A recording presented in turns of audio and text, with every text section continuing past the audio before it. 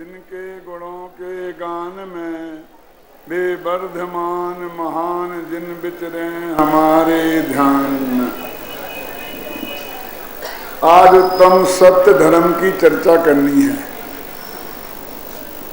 जितनी गलत फहमी और नासमझी सत्य धर्म के संबंध में चलती है, उतनी शायद ही किसी धर्म के संदर्भ में चलती हो।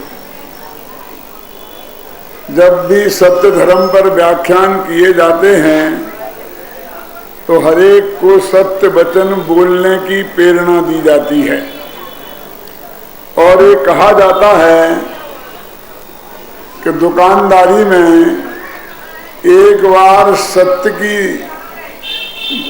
प्रामाणिकता आ गई, जगत को ऐसा लगा कि हम सत्य बोलते हैं, तो फिर तुम चाहे दूने चौगुने करो, कोई कुछ कहने वाला नहीं है। मैं आपसे पूछता हूं कि ये सत्य बोलने का उपदेश है कि सत्य बोलने की आड़ में लूटने का उपदेश है? एक बार धाक जमा लो, फिर चाहे जितना ठगो। तो सत्य धर्म ठगने के लिए है भाई। सत्य धर्म सत्य वचन का नाम नहीं है।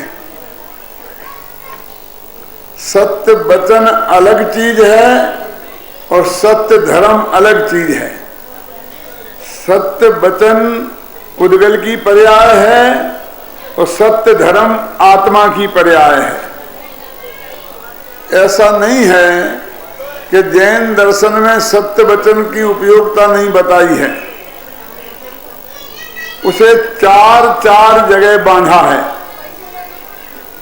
सत्यानुव्रत, सत्य महाव्रत, भाषा समिति और वचन गुप्ती। माने स्थूल झूठ नहीं बोलना वो सत्यानुव्रत, सूक्ष्म भी झूठ नहीं बोलना वो सत्य महाव्रत। जो भी सत्य बोलो वो हित मित और प्रिय बोलो, वो हितकारी ही होना चाहिए। और दिन भर बकते रहो ये ठीक नहीं है, परमित ही होना चाहिए और प्रिय ही होना चाहिए। इसका नाम भाषा समिति। और बोलो ही नहीं, इसका नाम है वचन गुप्ती। अब सत्य वचन को, वचन के प्रयोग को चार जगह बांधा।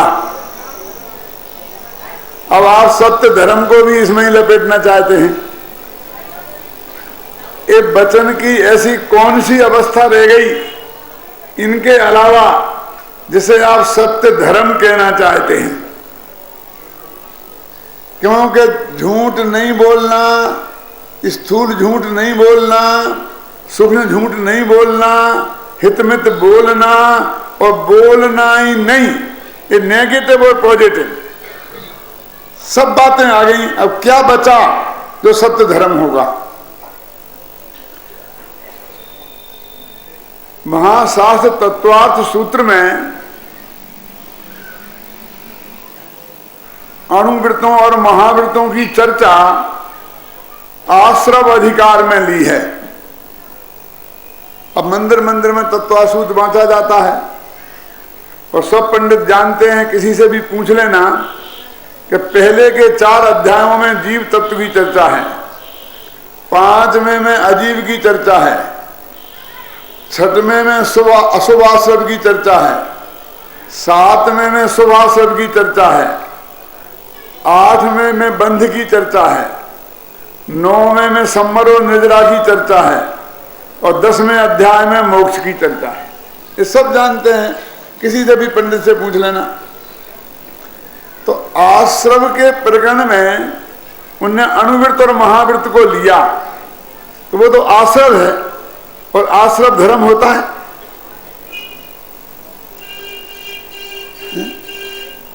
10 धर्मों का वर्णन संबर के प्रकरण में आया है 9वें अध्याय में, और अणुवृत्त और महावृत्तों का वर्णन 7वें अध्याय में आया है। 7वां अध्याय है आश्रव का अधिकार और 9वां अध्याय संबर निर्जरा का अधिकार।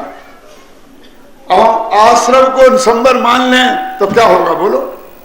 आश्रम माने कर्म बंध होने के कारण, आत्मा में कर्म जिनसे बंधे उन भावों को बोलते हैं आश्रम।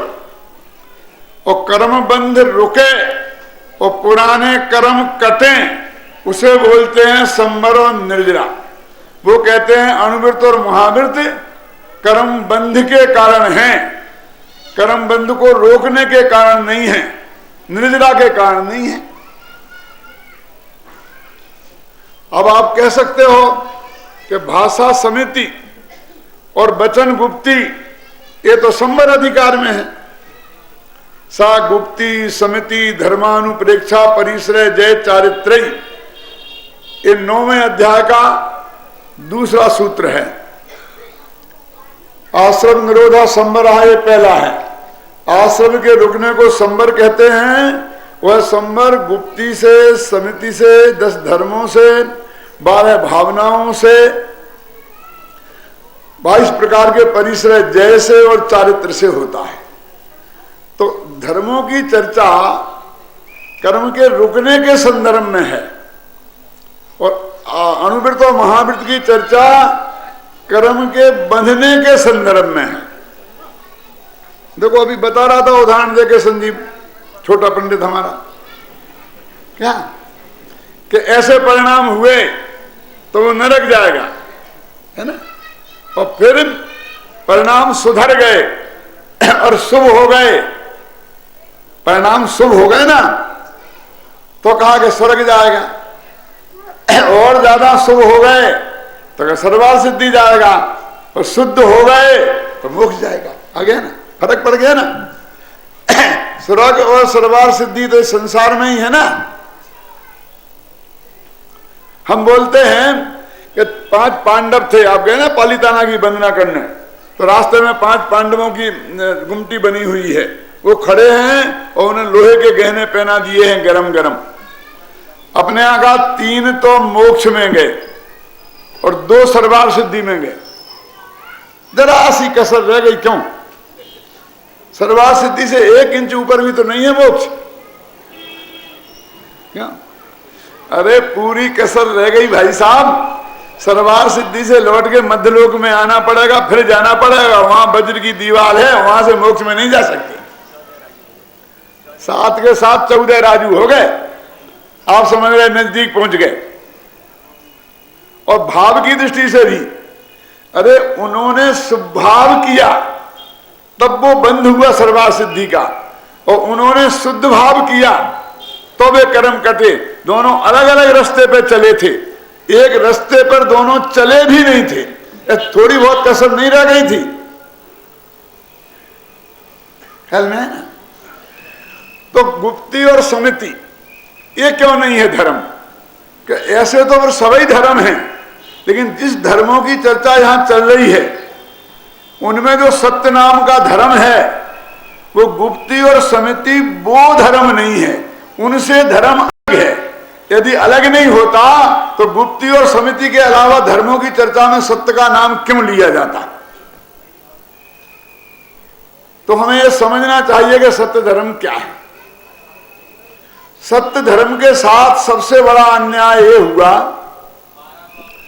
कि सत्य वचन को सत्य धर्म समझ लिया गया,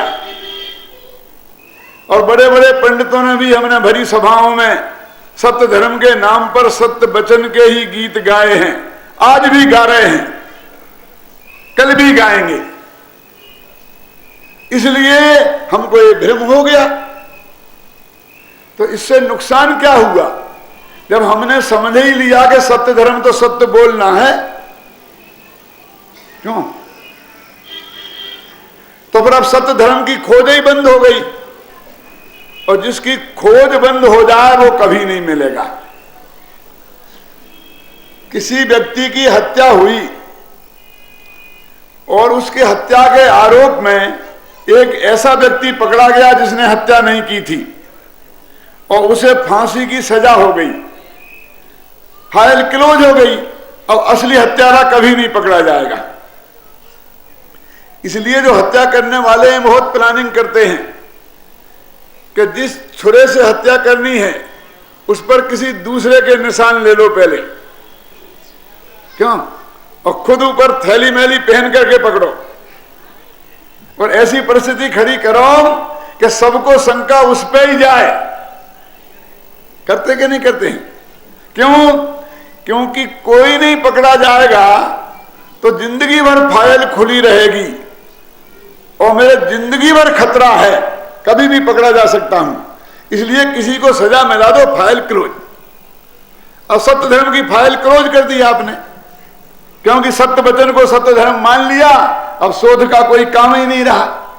एक दफे आप ये मानो कि सत्य वचन सत्य धर्म नहीं है तो फिर सत्य धर्म की खोज शुरू होगी। क्यों?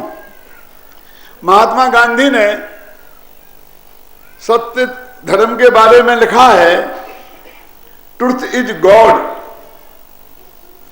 सत्य ईश्वर है और उस ईश्वर को प्राप्त करने का उपाय अहिंसा है। अहिंसा तो मार्ग है, प्राप्तव्य नहीं है, गंतव्य नहीं है, जहां जाना है वो रास्ता है, लेकिन प्राप्त करने लायक क्या है? सत्य है।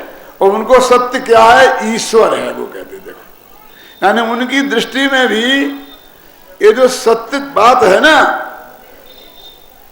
क्यों, वो ये बोलने तक सीमित नहीं थी, वो तो उसे ईश्वर के रूप में देखते हैं। जैन धर्म में भी ऐसी ही बात है, मैं अभी बताऊंगा आपको। तो सत्य धर्म क्या है? तो पहले तो हम ये समझें कि सत्य वचन सत्य धर्म नहीं है। क्यों? सत्य धर्म किन किन के पाया जाता है? चौथे गुणस्थान से लेकर सिद्धों तक पाया जाता है, सभी धर्म। अब सिद्ध भगवान बोलते ही नहीं है, तो यदि सत्य बोलने का नाम सत्य धर्म होता तो सिद्ध भगवान में सत्य धर्म नहीं मानना पड़ेगा। क्यों? पर है उनमें, इसका मतलब कुछ अलग है। जब ये बात मैं कहता हूं तो लोग कहते हैं कि नहीं नहीं, सत्य बोलना धर्म नहीं है, झूठ नहीं बोलना धर्म है। समझ? तो सिद्ध भगवान झूठ नहीं बोलते ना, इसलिए वे धर्मात्मा है। बहुत होशियार आदमी मालूम पड़ता है।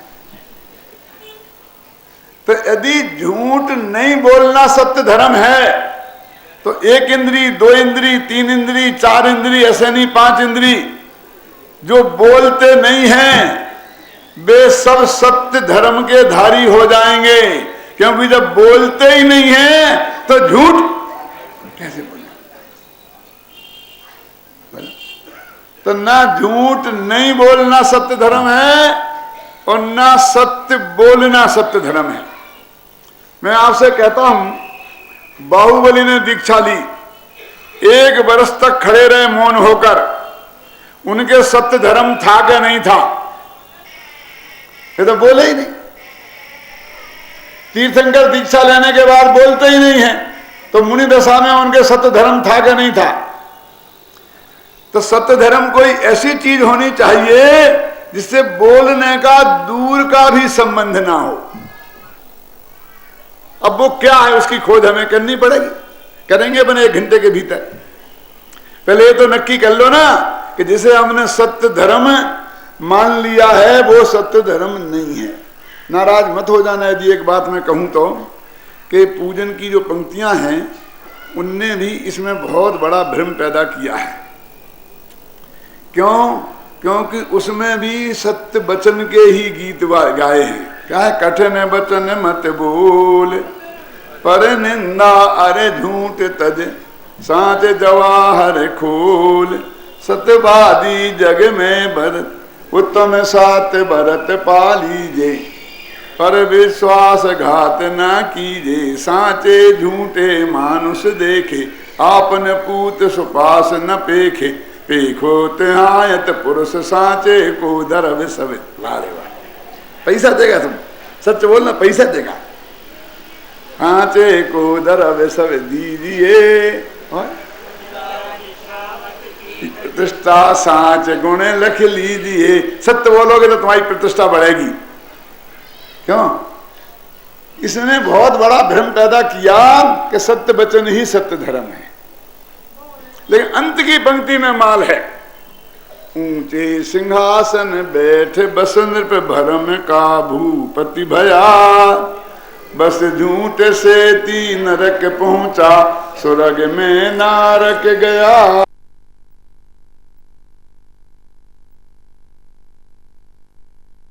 सुनी होगी ना, थोड़ी 1 मिनट में सुनाता हूं, बहुत से लोग होंगे जिनने नहीं सुनी होगी। एक राजा बसु था, उसका मित्र एक नारद था और उसका मित्र एक पर्वत था। तीनों एक साथ एक स्कूल में पढ़े थे। बसु राजा का लड़का था, जो पर्वत है वो गुरु का लड़का था, जो राजगुरु होते हैं ना, और जो नारद है वो मंत्री का लड़का था, और तीनों एक ही स्कूल में पढ़े थे साथ साथ। राजा बसु राजा बन गया और वो पुरोहित बन गया, वो सब ऐसे बन गए तीनों। अभी एक प्रकरण आया कि अज माने क्या होता है। अजैर यष्टभ्य, वेदों में ऐसा लिखा है कि अजैर यष्टभ्य माने अजों से पूजा की जानी चाहिए। तो नारद ने कहा कि अज माने होता है कि जो वैसा अनाज जो उगे नहीं, अजन्मा, अज जा माने जन्म और आ माने नहीं उगे, बोने पे नहीं उगे, ऐसा 3 साल पुराना जो अनाज है उससे पूजा की जानी चाहिए, हवन में उसे डालना चाहिए। माने वो बिल्कुल बेकार, जो बीज नहीं काम के भी नहीं आए, उस अनाज को होमना चाहिए।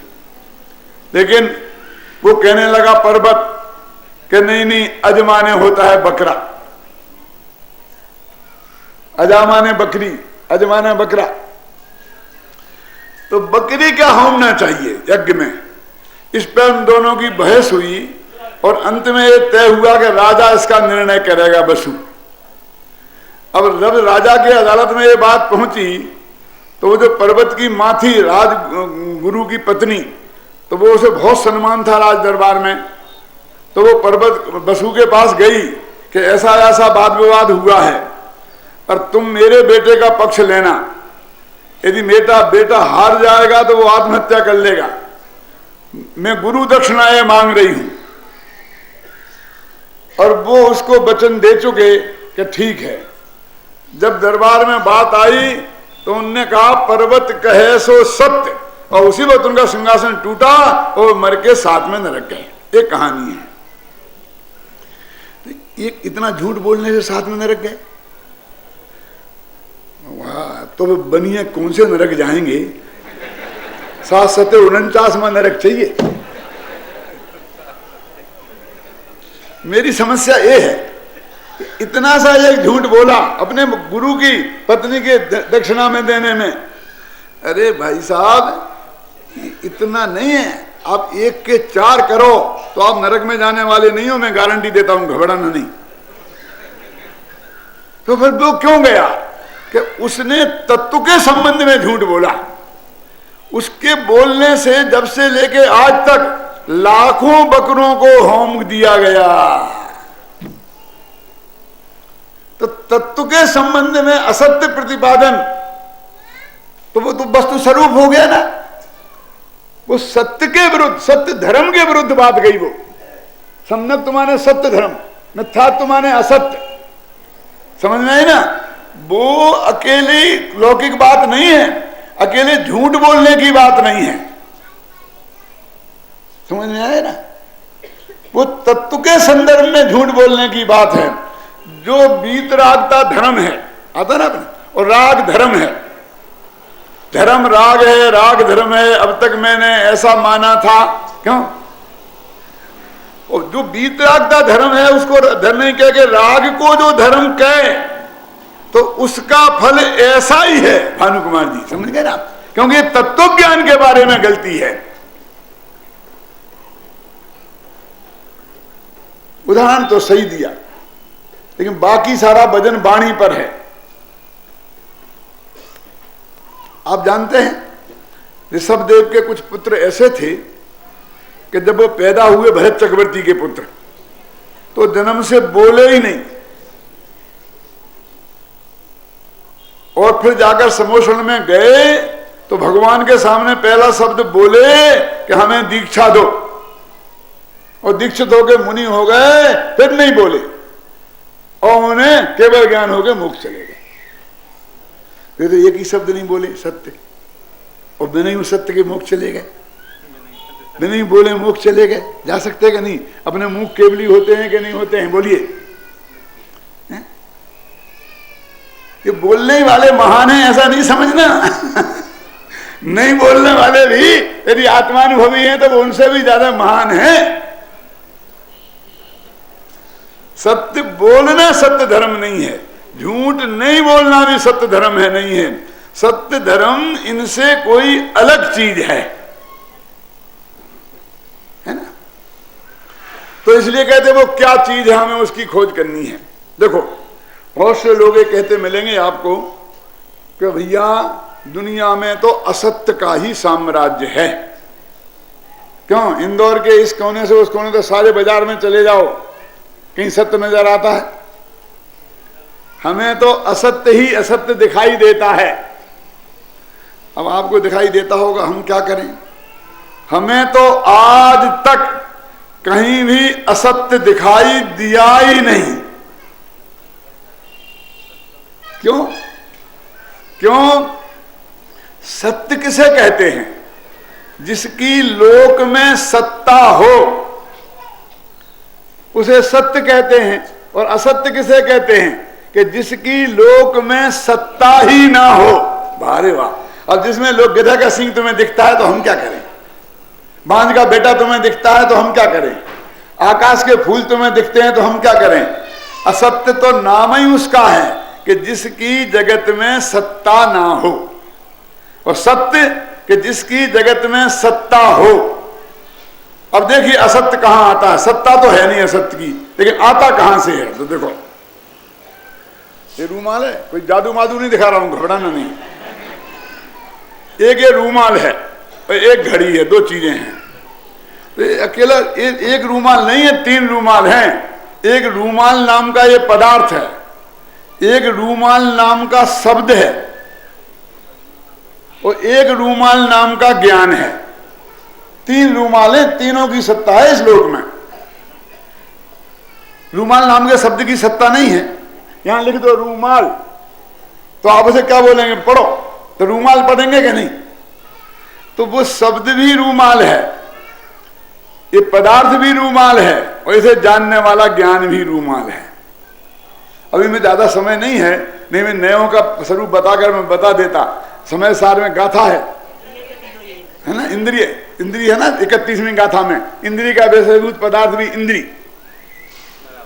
तीन तीन तीन हो गए। अब सुनना, असत्य कहां है? एक घड़ी है ना, इसका नाम झूठ हो गया। रूमाल है और घड़ी भी है, देखो।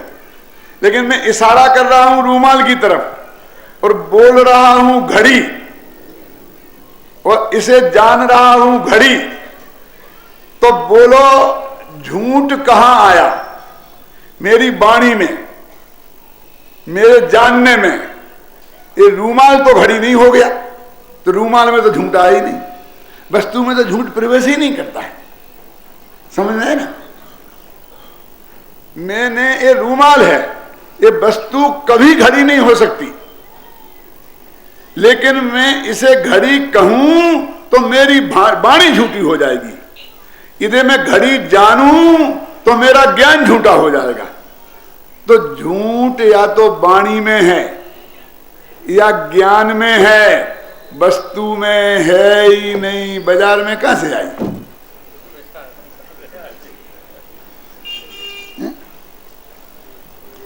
और देखिए, तो जहां झूठ है वहां सुधारना चाहिए ना। दाग हमारे चेहरे में है और हमें दर्पण में दिखाई देता है।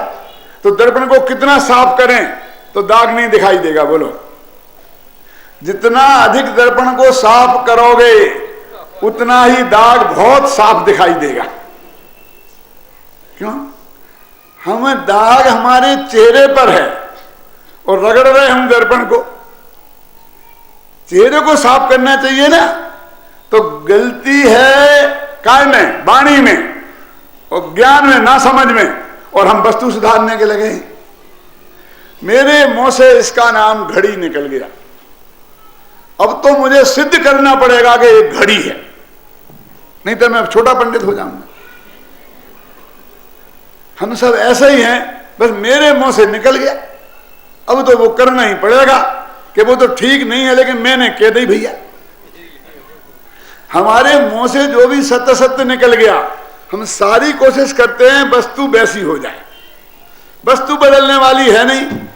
सुधार जब भी करना होगा अपने ज्ञान में करना होगा, अपनी वाणी में करना होगा, और हम वस्तु में करने की कोशिश करते हैं क्योंकि वहां तो कुछ गड़बड़ हुई नहीं। दिक्कत तो तब होती कि रूमाल घड़ी हो गया होता। कितनी बढ़िया बात है कि इसमें कोई फर्क ही नहीं पड़ता है तुम्हारे कहने से और जानने से, तो लोक की व्यवस्था बनी है। यदि हमने शरीर को अपना जाना है, और इस जानने के कारण और मानने के कारण और इससे राग करने के कारण ये अपना हो गया होता तो गजब हो गया होता, फिर हम कभी मोक्ष नहीं जा पाते। अनादिकाल से आज तक माना, लेकिन नहीं हुआ सो नहीं हुआ। ये वस्तु स्वरूप की विशेषता है, तुम्हारे मानने से कुछ नहीं होता है। देखो, हमारे बुंदेलखंड में पंच कल्याणकों के साथ गजरथ होते ना, और गजरथ जो व्यक्ति करवाता है उसे सिंघई की, सवाई सिंघई की पदवी दी जाती है ना। अब एक आदमी ने गजरथ कराया, अब उसका जो सग्गा भाई था उससे बहुत झगड़ा था, तो उसने निमंत्रण तक नहीं दिया, बुलाया तक नहीं, और अपनी पत्नी के भाई से दांत काटी रोटी। तो उनने आगे पूरा काम संभाला, और जब गजरथ की फेरी फिरी तो अपने साले को बगल में बैठाया और अपने भाई को बुलाया तक नहीं। अब मैं आपसे पूछना चाहता हूं कि जब उन्हें सिंघई की पदवी दी जाएगी तो साला सिंघई बनेगा कि भाई? इतनी दूर बैठा हुआ और तुम इतना द्वेष करो तब भी वो सिंघई बन जाएगा, क्योंकि वो तुम्हारा है, तुम्हारे गोत्र का है, परिवार का है, सगा भाई है। और साले को कितना ही राग करो, वो साला कभी सिंघई नहीं बन सकता। कितने राग करने से कोई अपना बनता है? जो अपना है वो अपना है, किसी से राग करने से वो अपना नहीं बन जाएगा। ख्याल में है ना? हमारे उसे अपना मानने से कोई अपना बनता है? होए तो अपना बनेगा। तो ये रूमाल है, ये हमारे मानने से घड़ी बन जाएगा, हमारे कहने से घड़ी बन जाएगा। ये बहुत बढ़िया व्यवस्था वस्तु के स्वरूप में है, नहीं तो न मालूम आज तक क्या हो गया होता। तो वस्तु के स्वरूप में तो सत्य ही विद्यमान है, असत्य ने प्रवेश ही नहीं किया। असत्य ने प्रवेश किया है तो अज्ञानियों के अज्ञान में है ना, और अज्ञानियों की वाणी में। वस्तु सुरक्षित है। अब देखो, हम फोटोग्राफर के पास जाते हैं और कहते हैं भैया हमारा एक बहुत बढ़िया फोटो खींच दो। वो फोटोग्राफर कहता है भैया यदि बढ़िया फोटो खींचूंगा तो वो आपका नहीं होगा, और आपका खिंचवाना है तो बढ़िया नहीं होगा। कि क्यों? अब फोटो तो वैसे ही आएगा ना जैसे आप हो। यदि आपकी एक आंख है तो फोटो में एक आंख आए कि दो ही आए, और मैं ऐसा फोटो खींच दूं कि दो ही आंखें आ जाएं तो बढ़िया होगा। हम तो भैया सत्य को ही बढ़िया मानते हैं। अच्छा हो तो अच्छा आए, बुरा हो तो बुरा आए, काला हो तो काला आए, गोरा हो तो गोरा आए। क्यों? एक्चुअल उसका नाम सत्य है ना। हर एक को अपना फोटो नहीं खिंचाना है, बढ़िया फोटो खिंचाना है। हमारे सत्य के प्रति हमारे हृदय में कहां आदर रह गया है? सत्य की किसको गरज है? सत्य को कौन चाहता है? बहुत से लोग कहते हैं पंडित जी समाज में बहुत झगड़ा है, ये किसी तरह कोई रास्ता निकल सके तो रास्ता निकाल लो ना, आप सब कर सकते हो, आप सब कर सकते हो। मैंने कहा भैया तुम्हें बहुत बड़ा भ्रम है कि हम सब कर सकते हैं, हमने तो जन्म से यही पढ़ा कि हम कुछ नहीं कर सकते। कि समझौता का कोई रास्ता निकालो। मैंने क्या निकालें बोलो? झगड़ा इस बात पर है कि अग्नि गर्म होती है कि ठंडी हो सकती है। अब कुछ लोग कह रहे कि अग्नि गर्म होती है, कुछ लोग कह रहे ठंडी होती है। अब समझौता कर लो। अब समझौता कैसे होगा बोलो बताओ? समझौता सत्य के आधार पर नहीं होता, शक्ति के आधार पर होता है। क्यों? क्या करें बोलो?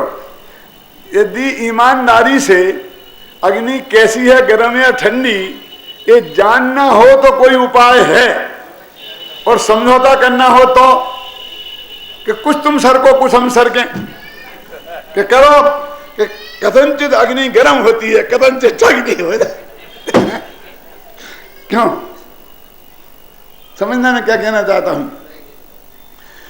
बाजार में मैं जा रहा था और दो शराबी आपस में लड़ रहे थे। एक कह रहा था ये सूरज है, दूसरा कह रहा था ये चांद है। इस पे भी झगड़ा हो सकता है, लेकिन लड़ रहे थे वे। एक कहता था सूरज है, एक कहता था चांद है। अरे झगड़ा किस बात पे नहीं हो सकता? लड़ने वाले चाहिए। बेटे ने मम्मी से पूछा कि मम्मी ये विश्व युद्ध कैसे हो जाते हैं? कि बेटा तुझे मालूम नहीं है, ये अमेरिका पूंजीवादी है, सारी दुनिया को हड़पना चाहता है। रसिया ने बचा रखा है, नहीं तभी तक हड़प लिया होता। बाबा एक दिमाग खराब मत कर बच्चे की। बेटे बात ऐसी है कि रसिया तो चाहता है कि सब समान हो जाएं, कोई छोटा बड़ा नहीं रहे। ऐसा दोनों में भी झगड़ने लग गए। तो बेटा बोला मेरी समझ में आ गया क्या विश्व युद्ध कैसे हो जाते हैं। तो वे झगड़ रहे थे, कौन सूरज है या चांद है। मैं निकला वहां से पंडित धरा। क्यों भैया क्या बात है? बोले ये नालायक कहता है कि ये सूरज है, मैं इसका गला घोंट दूंगा। दूसरा बोला ये नालायक कहता है ये चांद है, मैं इसकी खोपड़ी खोल दूंगा। बोला पंडित तू बता। मैंने कहा भैया मैं परदेसी आदमी, दुबला पतला नहीं तुझे बताना पड़ेगा। अब क्या करूं? अब मैं सोच रहा था कि मरना तो नक्की है लेकिन गला घुटवा करके मरना में आराम रहेगा कि खोपड़ी खुलवा करके क्योंकि इसकी बात कहूंगा तो ये खोपड़ी खोल देगा, इसकी कहूंगा तो ये गला घोंट देगा। मैंने कहा देखने दे शांति से। देखने को क्या था, दिन के 12 बजे थे लेकिन मैं सोच रहा था कि इस झंझट से कैसे बचूं। तो मैंने कहा अपन तो अनेकांतवादी हैं। क्यों? ये अपना स्यादवाद किस काम आएगा हमारा अनेकांतवाद किस दिन काम आएगा? तो मैंने कहा मेरे को समझ में आ गया। बोलो क्या? यहां से देखो तो चांद जैसा लगता है, यहां से देखो तो सूरज जैसा लगता है। तो लोग बोले कि इसी का नाम अनेकांत था क्या जैन धर्म का? मैंने कहा भैया खोपड़ी खोलने का दर्द हो गए, गला घोंटने की बात करोगे तो ऐसा ही अनेकांत समझाया जाएगा। यदि सही अनेकांत समझना है तो हमारी खोपड़ी खोलने से काम नहीं चलेगा, अपनी खुली खोपड़ी से समझने में आएगा। अपनी खोपड़ी खुली रखो ना। क्यों? तो वस्तु का स्वरूप क्या है, उसमें समझौता कैसे हो सकता है बोलो? अब सूरज चांद में क्या समझौता कराऊं? अग्नि गर्म है कि ठंडी, इसमें समझौता हो सकता है? वो कहते आधी गर्म आधी ठंडी, तो अग्नि मानने को तैयार है तुम्हारा समझौता। हम सर्वसम्मति से भी ये प्रस्ताव पास कर ले दें कि अग्नि ठंडी है, हमारा विशाल बहुमत है ना, तुम तो 5% हो, हम कर लेंगे पास। अग्नि ठंडी है कि तुम पास कर लेना, लेकिन तुम्हारे पास करने से अग्नि ठंडी हो जाएगी क्या? अग्नि ने अपनी बात तुम्हारी अदालत में पेश कब की कि तुम उसके बारे में फैसला करो?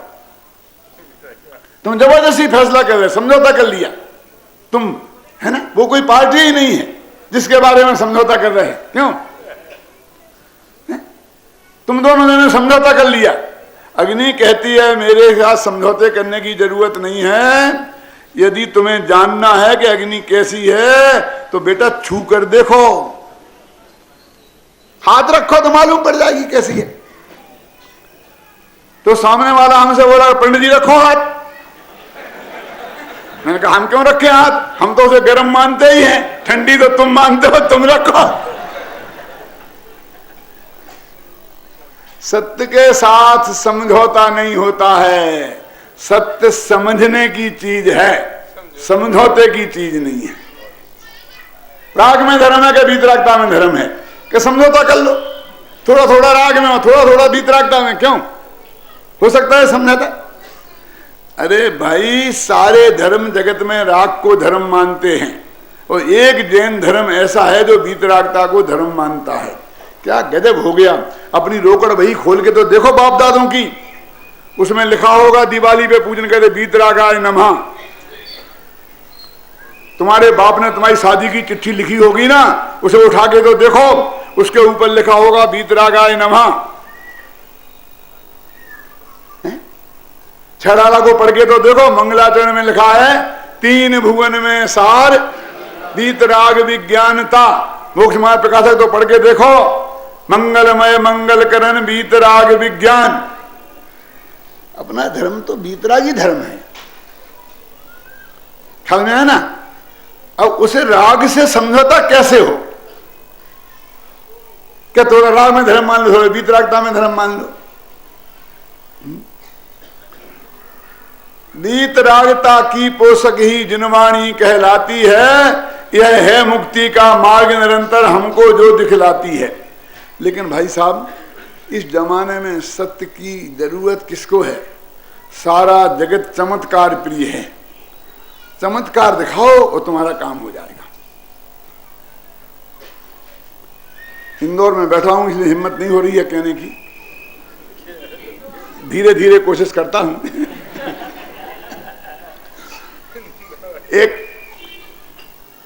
एक जादूगर आया और चौराहे पर खड़ा होकर उसने सीमेंट कंक्रीट की सड़क पर एक आम उगाया।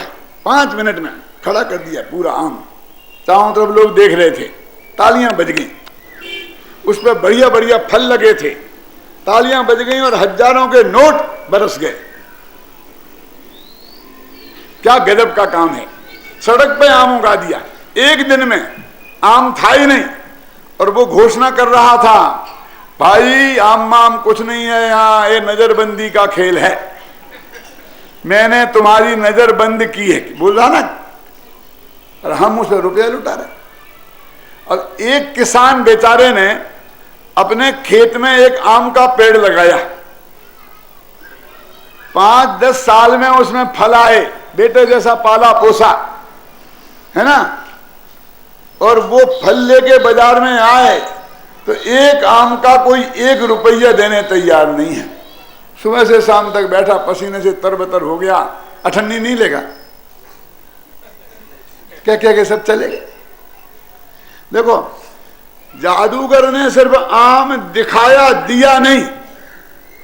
और किसान बेचारा आम दे रहा है, उसके 1 रुपया मिलना कठिन और वो हजारों बटोर ले गया। ये है हमारी हालत। उसने कुछ नहीं दिया,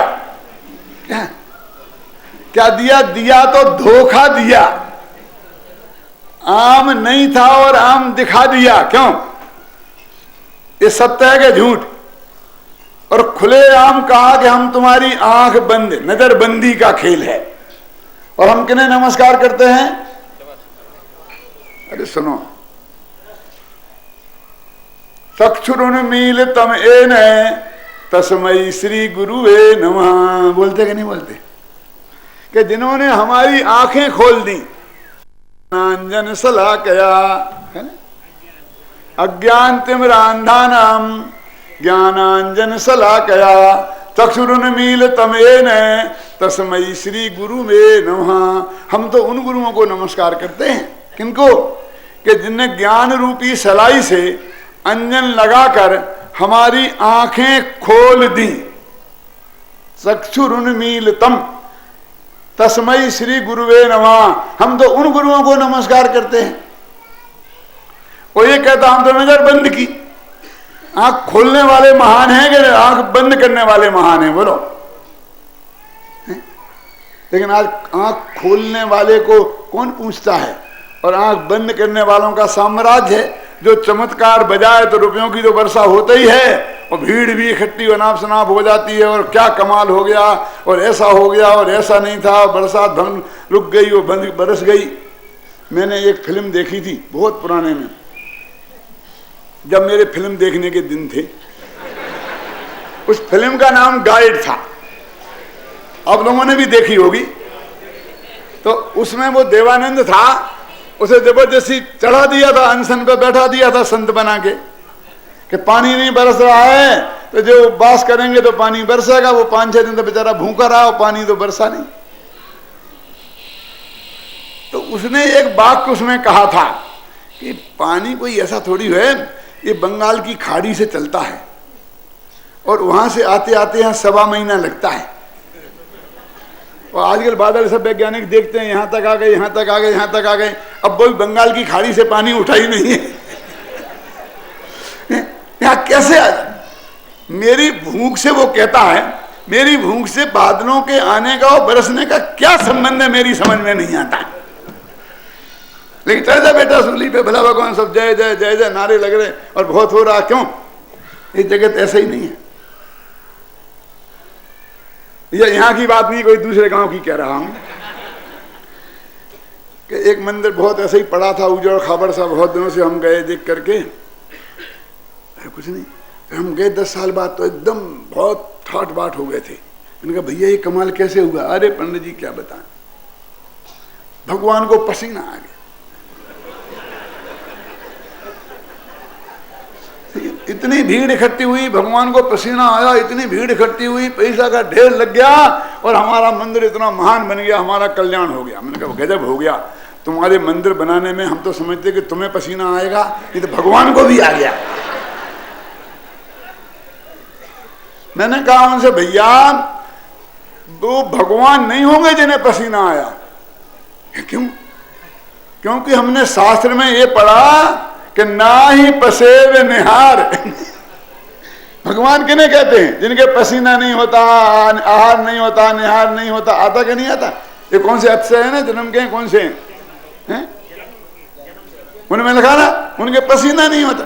अरे पसीना को तो शास्त्र में श्रम जल कहा है। जब हम मेहनत करते हैं ना, थकान होती है तो पसीना निकलता है। वे तो अतुल्य बल के धनी हैं, वे कितनी मेहनत करें पसीना आ ही नहीं सकता उन्हें। तो तुमने भगवान को पसीना लेवा दिया। अबे भगवान तो रहे नहीं, क्योंकि जैनियों के भगवान तो पसीना आता नहीं उन्हें। कि पंडित जी हल्ला मत करो, तुम जैसे पंडित की जरूरत नहीं है, हमें तो उस पंडित की जरूरत है जिसने पसीना लेवा दिया। तो मैंने कहा सच्ची बात बताओ कि पसीना आया कैसे? कि अब वो भाई अंदर ही अंदर की रहने दो, बस 5 आदमी हम जानते हैं।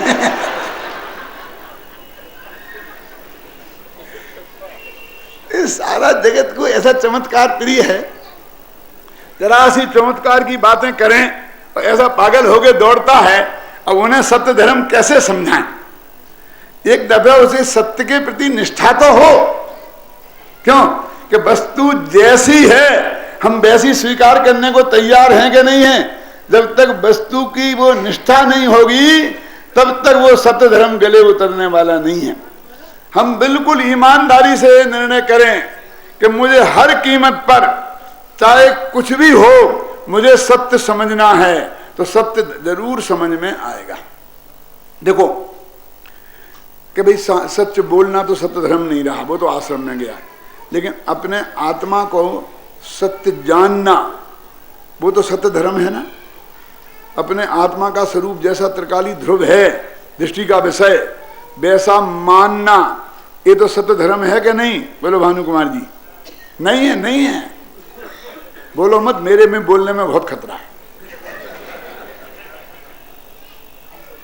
क्यों?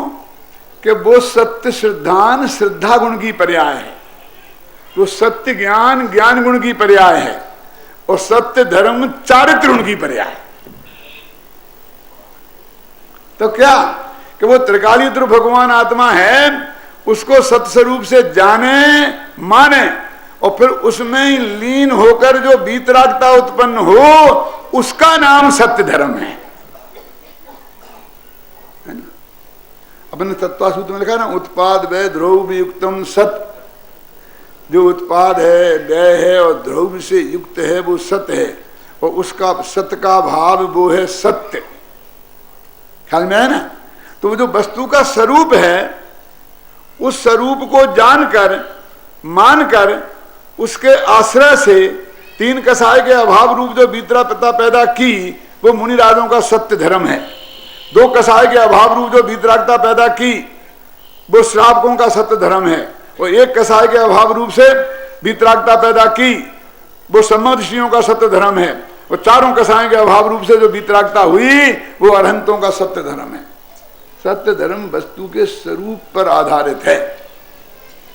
जो वस्तु जैसी है वैसी जानना, उसका नाम सत्य है। यदि हमें अपने ज्ञान को सुधारना है, यदि हमें अपनी वाणी को सुधारना है, तो इस रूमाल को जो हमने घड़ी कहा था, ख्याल में है ना, रूमाल को जो घड़ी कहा था, अब वो हम कहना बंद करें। हम रूमाल को जो घड़ी जाना था, वो जानना बंद करें। करेक्शन यहां करना है, करेक्शन यहां वस्तु में नहीं होना है। ख्याल में है ना?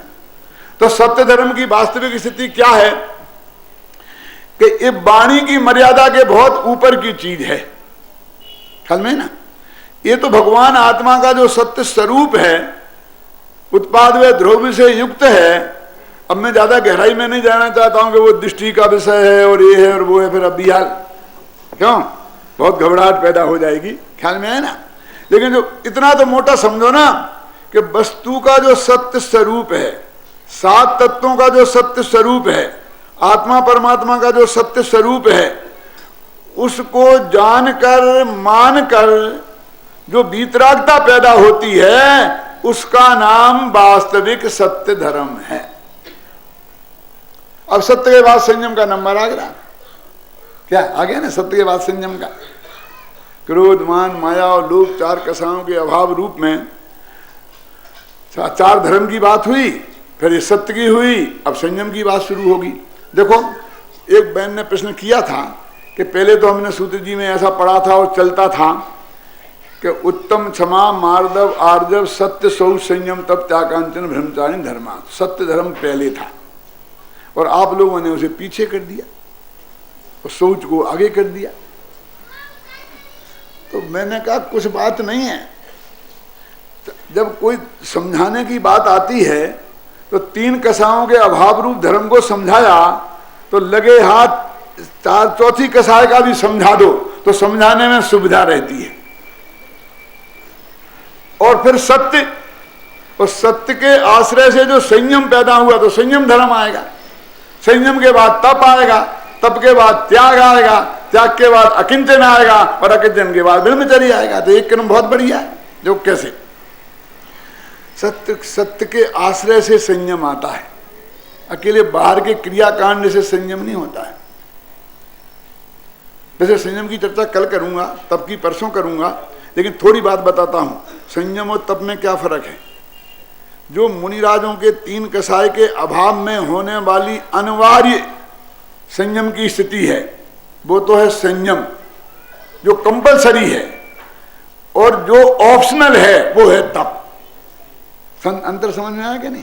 ये दो तरह के सब्जेक्ट होते हैं ना, एक कंपलसरी सब्जेक्ट, एक ऑप्शनल सब्जेक्ट। तो मुनिराजों को 3 गुप्ती, 5 समिति, 10 धर्म, ये तो अनिवार्य है। ख्याल में आई नहीं? अब अनशन अनौदरी, उपवास करें तो ठीक और नहीं करें तो नहीं। आप जानते ना, आप चतुर्दशी को उपवास करते हैं, मुनिराज नहीं करें तो कोई खास बात नहीं है ना?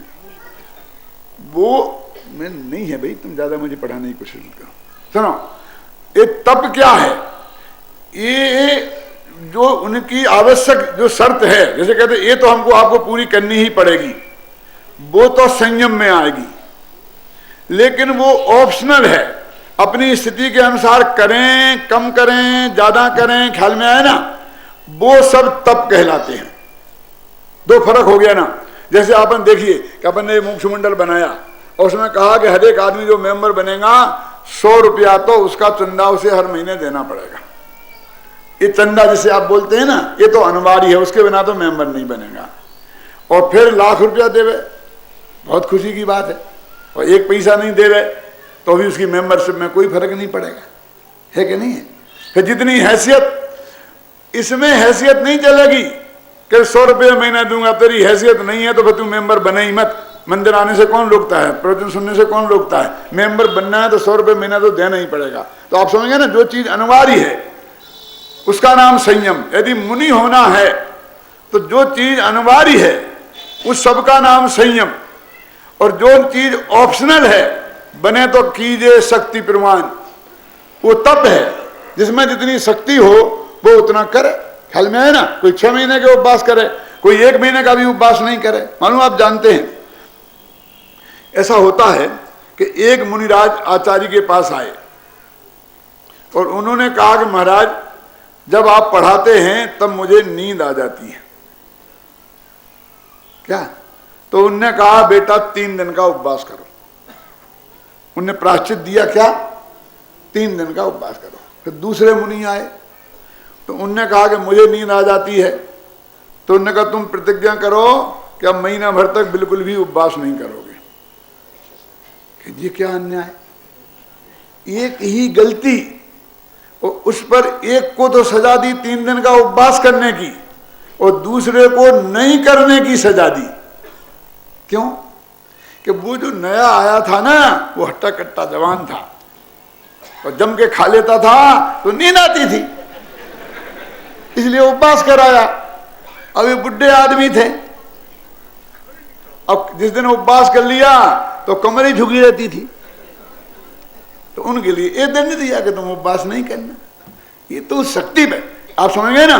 इसलिए वो उपवास किया वो बड़ा मुनि हो गया, और उपवास नहीं किया वो छोटा हो गया, ऐसा नहीं है। मैं आपसे पूछता हूं, ऋषभदेव ने 6 महीना का उपवास किया था कि नहीं? और 6 महीना खाना को नहीं मिला, वो केवल ज्ञान नहीं हुआ। और भरत चक्रवर्ती ने 1 भी नहीं किया और केवल ज्ञान हो गया। क्या करो बोलो? मेरे घर से पश्चात है, वो अनिवार्य होता है यदि उपवास, तो भरत चक्रवर्ती को अंतर्मुहूर्त में केवल ज्ञान नहीं होता, क्योंकि उपवास तो किया ही नहीं। उपवास करने को तो कम से कम 24 घंटा चाहिए। बाहुबली 1 वर्ष तक खड़े रहे। जो महातपस्वी कहते हैं वो 1 वर्ष में केवल ज्ञान प्राप्त कर पाए, और उनके बाप 1000 वर्ष में कर पाए, और इनने अंतर्मुहूर्त में। तो इनको कोई कमीशन मिल गया होगा चक्रवर्ती होने से, कि केवल ज्ञानी होने के लिए जितनी वो चाहिए, वो इन तीनों में रंच मात्र भी फर्क नहीं था। अंतर मुहूर्त तक सीधा आत्मा का ध्यान चाहिए, उतने ही में चक्रवर्ती भरत को हुआ था केवल ज्ञान, उतने ही में आदिनाथ को हुआ था, और उतने ही में बाहुबली को हुआ था। उसमें कोई फर्क नहीं। अब क्या करें? वे 1 वर्ष तक लगातार अंतर्मुहूर्त ध्यान में नहीं रह पाए, तो हमारी एक गलती किसकी है? कमजोरी किसकी है? वे 1 वर्ष तक खड़े रहना पड़ा और अंतर्मुहूर्त तक आत्मा में नहीं ले, तो इसमें कमजोरी किसकी है? तो मोक्ष होने के लिए, केवल ज्ञान होने के लिए तो अंतर्मुहूर्त की शर्त है, वो तुम पूरी करोगे, चाहे 1000 वर्ष की तपश्चर्या करके करो और चाहे बिना तपश्चर्या करके करो, चाहे 6 महीने के उपवास करके करो और चाहे 1 भी उपवास किए बिना करो, वो शर्त पूरी होगी तो तुम्हें केवल ज्ञान और अनंत सुख की प्राप्ति हो जाएगी। तो इसका मतलब वो अनिवार्य नहीं रहा ना। लेकिन नग्न दिगंबर दशा ये अनिवार्य है, 3 गुप्ती ध्यान ये अनिवार्य है, तो ये संयम है। ख्याल में आई ना? वो अनिवार्य है और वो ऑप्शनल है। अब तुम्हारी समझ में बात आई होगी। ये बहुत लंबे लंबे विषय हैं, संयम का भी बहुत बड़ा है और तप का भी बहुत बड़ा है, इसलिए अपन विस्तार से चर्चा कल और परसों करेंगे। बहुत मार्मिक चर्चा है, इसके बारे में अपन कल